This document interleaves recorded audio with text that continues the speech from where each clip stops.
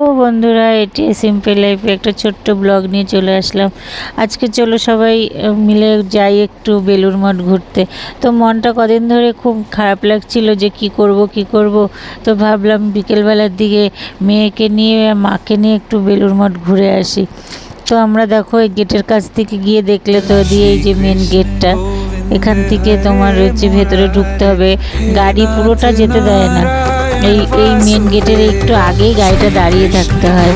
তো এই যে গেটের ভেতরে ঢোকার পরে এই চারিদিকে এত মনোরম পরিবেশ, দেখো কি সুন্দর ঝকঝকে পরিবেশ।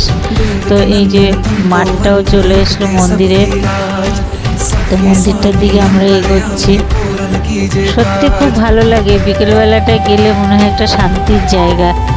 আমরা তাই ভেবেছিলাম যে মাকে বললাম, মা চলো একটু ঘুরে আসি। তোমাদের কেমন লাগছে জানি না, তোমরাও একটু আমার সঙ্গে ঘুরে নাও বেলুড় মঠটা। আর বেলুড় মঠে তো জানোই কিসের জন্য মনটা এত ভালো লাগে, শান্ত পরিবেশ হয়ে যায়। তো আমারও খুব ভালো লাগছিল। আমরা ওই প্রার্থনা ঘরে একটু যাব, কিন্তু এখনই যাচ্ছি না, আমরা যাব একটু ওই গঙ্গার ঘাটের দিকে।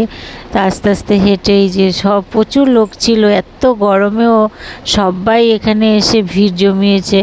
তো তাই মাকে বলছিলাম যে দেখো মা কত লোক, আমরা বাড়িতে বসে ভাবি এই গরমে হয়তো কেউই বেরোতে চায় না, কিন্তু সেটা একদমই নয়। তো তোমরাও পারলে একটু বেলুড় মঠ ঘুরে এসো। তো আমি তো জানোই আমি কীরকমভাবে ভিডিও বানাই, অতটা তোমাদের ভালো নাও লাগতে পারে, তবুও চেষ্টা করি একটু যদি কিছু দেখানো। দেখো পাড়েও সবাই বসে আছে।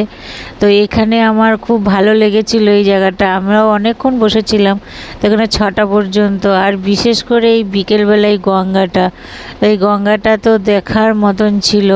সূর্যটা ডুবছে ডুবছে, গঙ্গাটা এত ভালো লাগছিল, মনে হয় যেন ওখান থেকে আর আসতেই ইচ্ছা করছিল না।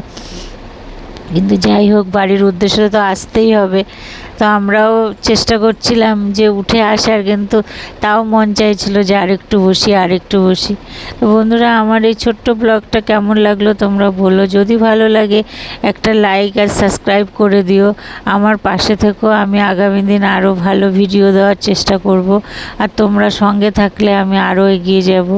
Tata, by.